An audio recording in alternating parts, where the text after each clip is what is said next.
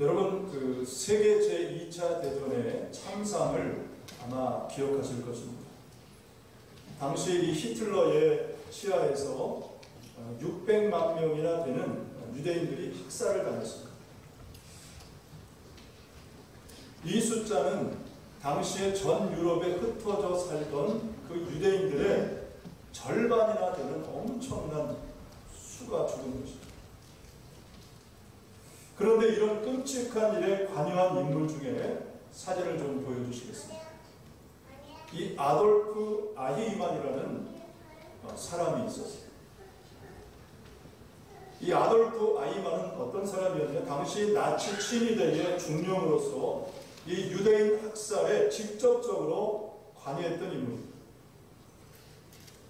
이제 전쟁이 나치의 패배로 끝나자 이 아히만은 아르헨티나로 도망을 갔고 거기서 15년을 숨어 살았어요. 그러다가 1960년 이스라엘 정보국에 체포가 되어서 전범 재판소에 넘겨졌어요. 당시에 이 아히만이 체포되었을 때 사람들은 어떤 생각을 가졌냐? 과연 아히만이 어떤 사람일까? 어떤 모습일까? 아마도 흉악한 어떤 성정을 가진 아주 포악한 얼굴을 갖고 있을 것이라고 생각을 했습니다. 왜냐하면 이 유대인의 학살이 너무나도 끔찍하고 비참했기 때문에.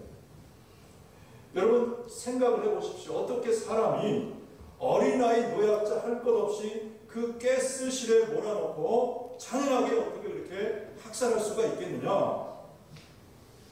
보통의 사람이면 할 수 없는 끔찍한 범죄였습니다. 그런데 막상 그 재판정에 끌려 나온 이 아히만의 모습은 너무나도 평범했다는 거예요.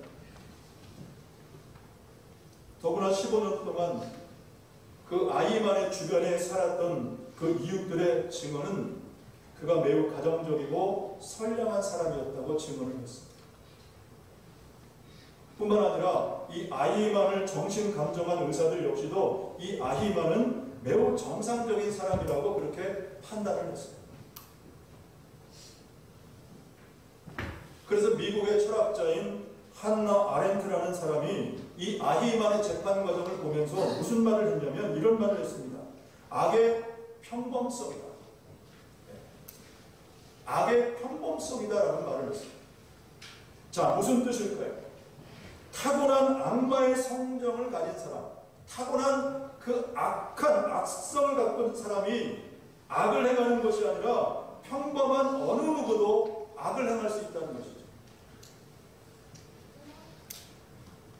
그러므로 오늘 우리는 이 악이 악임을 인식을 할 수 있어야 되는 것이고, 더 중요한 것은 오늘 내 자신의 행동을 바로 분별할 수 있어야 된다는 것입니다. 지금 내 삶과 말과 행동이 과연 하나님 앞에 바른지 옳은지 선인지 악인지를 먼저 분별하라. 내 말과 행동 삶이 신앙이 하나님 앞에 선인지 아닌지를 먼저 분별하라는 것입니다. 여러분 오늘 이 에레미야 애가 말씀은 유다에 임한 하나님의 진노와 심판에 대해서 말씀을 합니다. 그렇다면 왜 유다가 하나님의 진노의 대상이 되고 그리고 심판을 받게 되었느냐? 한마디로 말하면 바로 자신들의 죄를 인식하지 못했기 때문에, 자신들의 죄를 인식하지 못하고 깨닫지 못했기 때문에 하나님의 심판을 받은 것입니다. 여러분 오늘 본문 1절 말씀에 보면 예레미야가 이렇게 탄식합니다. 슬프다. 주께서 어찌 그리 진노하사 딸 시온을 후름으로 덮으셨는가. 그리고 던지셨다 말씀하고 기억하지 않으셨다라고 말씀을 하고 있습니다. 그러니까 하나님 앞에 철저히 버림받고 외면받았다는 것을 지금 말하고 있는 것입니다. 그래서 여러분 우리 하나님의 백성들은 어떤 순간에도 하나님께 버림받으면 안 되는 줄 믿습니다. 하나님께 버림받으면 쉽게 말하면 끝이에요. 하나님께 버림받으면 끝이 되는 것입니다. 여러분 원래 이 예루살렘은 하나님이 사랑하셨어요. 특별히 이 예루살렘에 영광이 임했다고 성경이 말씀합니다. 여러분 예레미야가 1장 1절이 어떻게 시작됩니까? 1장 1절 말씀을 우리 같이 한번 보겠습니다. 1장 1절 우리 화면에 되어 있습니다. 시작. 슬프라 이성이여 전에는 사람들이 많으니 이제는 어찌 그리 정박하게 앉아있는고 전에는 멸국 중에 이런 자가 이제는 과부가 되었고 전에는 멸망 중에 공주였던 자가 이제는 강제 노동하는 자가 되었다. 또 4장 7절과 8절 말씀도 보겠습니다. 시작. 전에는 정의한 자들의 몸이 눈보다 깨끗하고 젖보다 희며 산호들보다 붉어 그들의 윤택함이 갈아서 빛는 청옥 같더니 이제는 그들의 얼굴이 숯보다 덥고 그들의 가죽이 뼈들에 붙어 막대기같이 말랐으니 어느 거리에서든지 알아볼 사람이 없도다. 얼굴이 검어지고 가죽이 뼈들에 붙어 막대기같이 말랐으니 아무도 알아보지 못한다. 마치 송장처럼 되어버린 죽은 송장처럼. 여러분 그렇다면 왜 과거에 그 찬란하고 아름다웠던 예루살렘이 빛을 잃어버리고 마치 지금 송장처럼 완전히 폐허가 되어버렸느냐? 바로 죄 때문에. 죄를 지어도 죄를 인식하지 못했기 때문에 하나님께 버림받은 것입니다.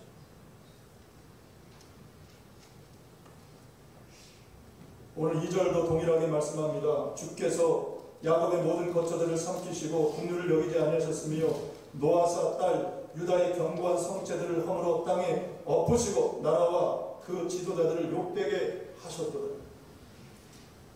무엇을 알게 되냐면 여러분 겉으로 볼 때는 그저 견고한 성체 하나가 무너진 것처럼 보인다는 것입니다.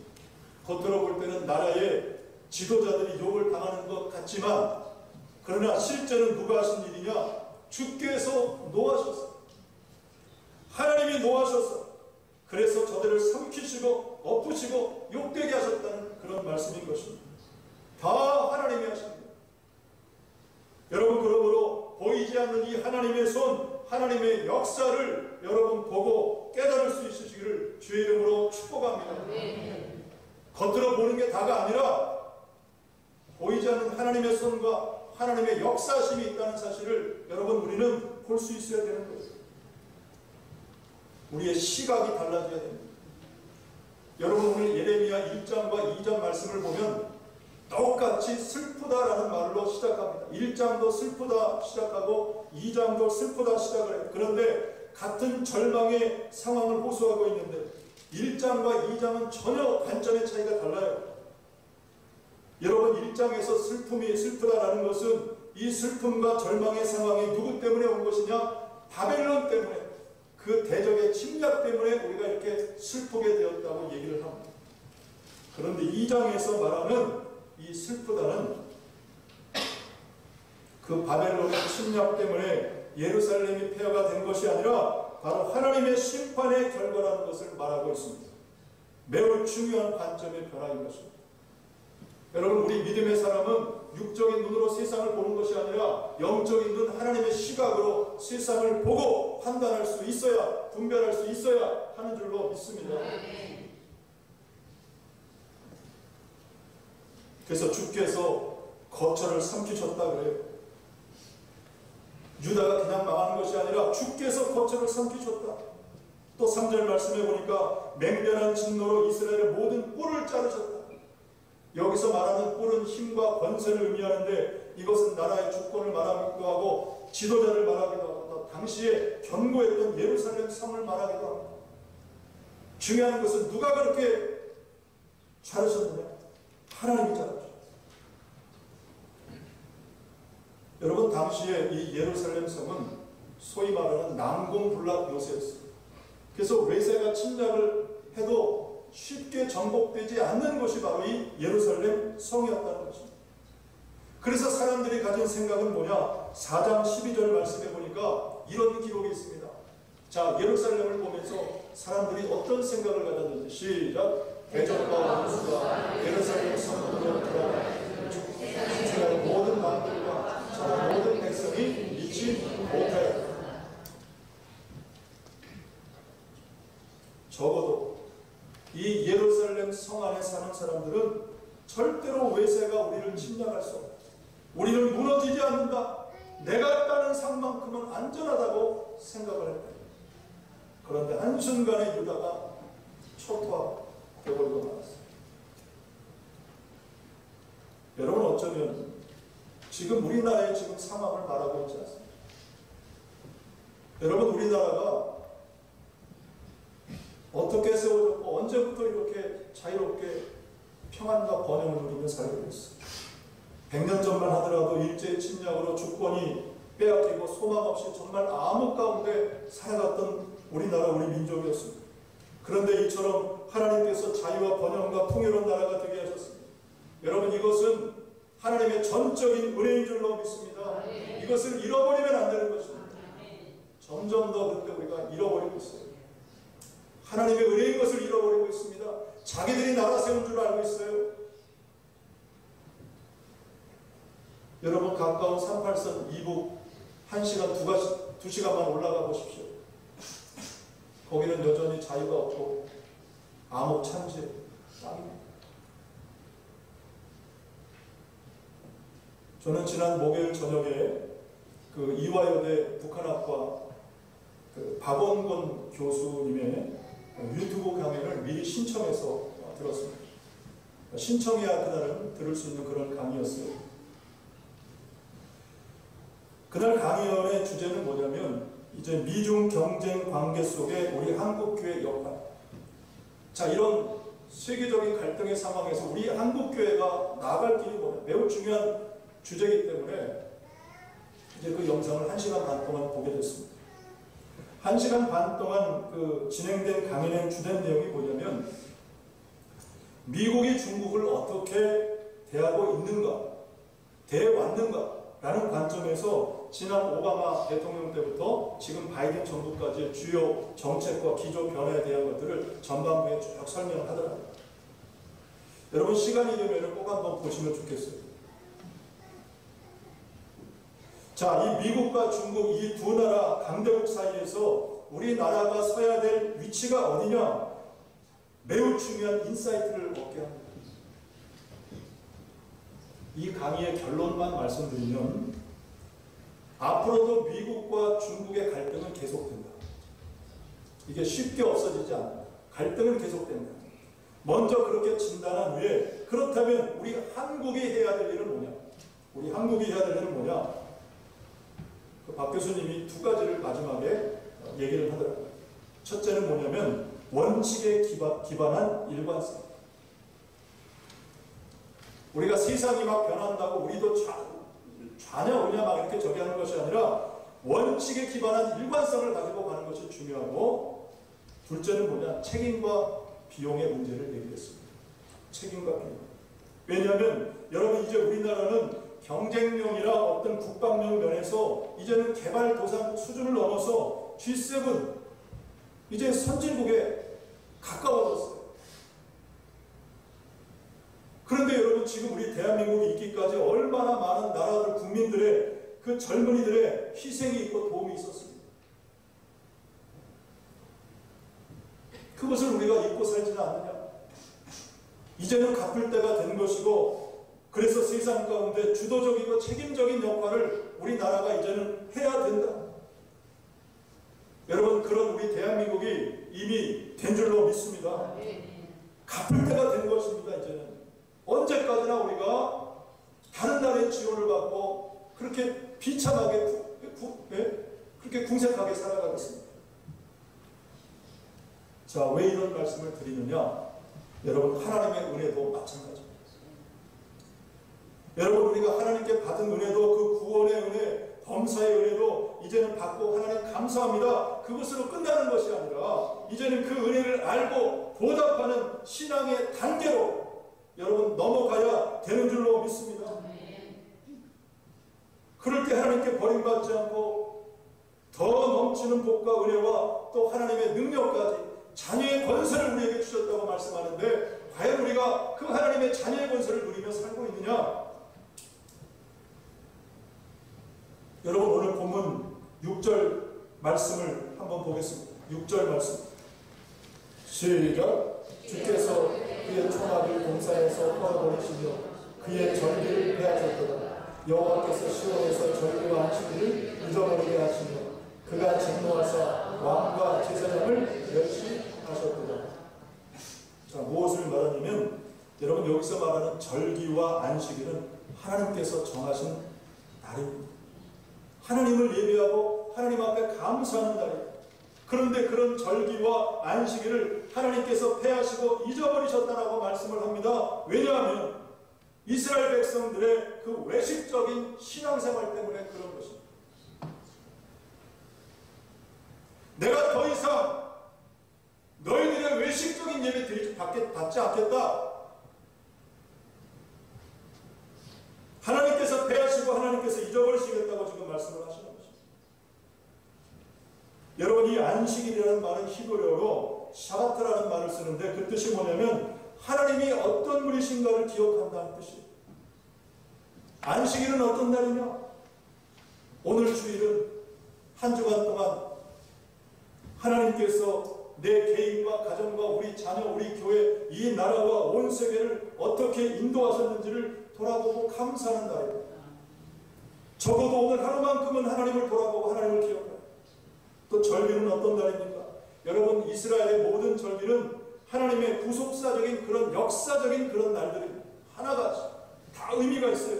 대표적인 절기가 6월절 아닙니까? 애굽에 내렸던 그 10번째 장자의 재앙이 내렸을 때 다른 사람들은 다 죽어나갔지만은 그러나 믿음으로 그 어린 양의 피를 뿌리고 받은 사람들은 구원받은 날이 바로 6월절입니다. 하나님의 은혜를 잊지 마. 하나님의 은혜를 잊지 마. 그래서 하나님께서 이 안식일과 절기를 우리가 하나님 나라 그 구별된 백성으로 살아가도록 하나님을 잊지 말도록 하나님의 구원의 그 은혜를 잊지 말도록 안식일과 그리고 절기를 정하신 것입니다. 그런데 이런 안식일과 절기가 다 외식과 형식주의에 빠져버리면서 하나님에 대한 은혜도 감사도 다 잊어버리게 되었다. 더 이상 내가 너희들의 예배 받지 않겠다. 오늘 저와 여러분은 어떻습니까? 혹여 이런 형식적인 예배, 외식적인 그런 신앙생활을 하고 있지는 않습니다. 그러므로 오늘 우리가 지금 당장 해야 될 것이 있는데 그것이 뭐냐면 바로 회개와 하나님의 긍휼을 구하는 기도입니다. 여러분 왜 우리는 하나님 앞에 회개를 해야 되느냐? 두 가지 이유가 있습니다.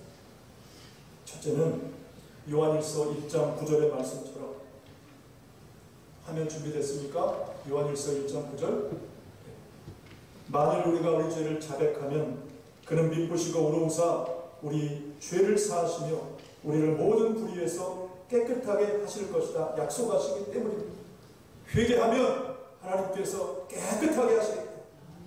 또한 그 앞에 7절 말씀에 보면 그 아들 예수의 피가 우리를 모든 죄에서 깨끗하게 하실 것이다. 예수의 피가 우리를 모든 죄에서 깨끗하게 하실 것이다.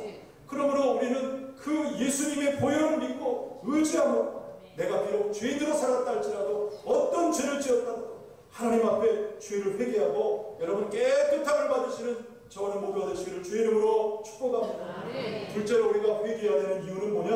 바로 우리 자녀와 자손들을 위해서 우리는 회개해야 합니다. 열왕기하 22장 이하에 보면 유다의 요시야 왕에 대해서 말씀하는데 여러분 이 요시야 왕은 유다 역사에 아주 길이 남을 위대한 왕이었습니다. 하나님의 말씀을 따라서 무너진 성전을 다시 세우고 온 땅에 가득했던 그 우상들 이방 예배를 다 철폐했어요. 하나님이 기뻐하지 않는 모든 우상들을 다 무너뜨렸습니다. 또 잃어버렸던 6월절을 다시 복원시켰습니다. 그래서 여러분 성경은 요시야 왕에 대해서 이렇게 기록합니다. 역대하 23장 25절 말씀 역대하 23장 25절 말씀해 보니까 요시야와 같이 마음을 다하며 뜻을 다하며 힘을 다하여 모세의 모든 율법을 따라 여호와께로 돌이킨 왕은 요시야 전에도 없었고 후에도 그와 같은 자가 없으리라. 오히려 우리가 생각하는 그 위대한 다윗보다도 오히려 요시야 왕이 더 위대하다고 성경이 말씀하고 있습니다. 그랬던 이 요시야 왕 때에 뜬금없이 하나님의 진노의 심판이 임하게 됩니다. 이해할 수 없죠. 하나님 앞에 그렇게 신앙개혁하고 그렇게 위대한, 왜 요시야 왕 때 하나님의 진노가 임했느냐? 그 이유가 뭐냐? 바로 다음 절인 23장 26절 말씀. 없습니까? 안 돼 있나요? 제가 못 보내는 것 같습니다. 역대하 23장 26절 말씀해 보니까, 그러나 여호와께서 유다를 향하여 내리신 그 크게 타오르는 진노를 돌이키지 아니하셨으니 이는 므낫세가 여호와를 경노하게 한 그 모든 경노 때문이라, 그렇게 말씀을 하고 있습니다. 여러분 아시는 것처럼 므낫세가 누굽니까? 요시야 왕의 아버지죠. 그런데 하나님께서 지금 아버지 그 므낫세의 죄를 요시야 그 아들의 때에 나타내시겠다, 징계하시겠다고 말씀을 하신다는 것입니다. 그래서 여러분 부모의 신앙이 중요한 것입니다. 여러분 하나님은 길이 참으시는 것 같아도 죄에서만큼은 우리가 회개하지 않으면, 하나님 앞에 회개하지 않으면 징계하시는 여러분 하나님이심을 여러분 꼭 기억하시기를 바랍니다. 그래서 우리 부모는 하나님 앞에 회개해야 돼요. 내 자녀와 내 자손 때를 위해서. 나아가 여러분 하나님의 긍휼을 구하는 기도를 드리시기를 바랍니다. 이제 말씀을 마치겠는데, 여러분 올해 우리 교회 표가 뭐죠? 자, 여기 있죠? 자, 회복을 넘어 부흥으로가 우리 교회 표. 그러면 이 표가 어디에서 왔을까요?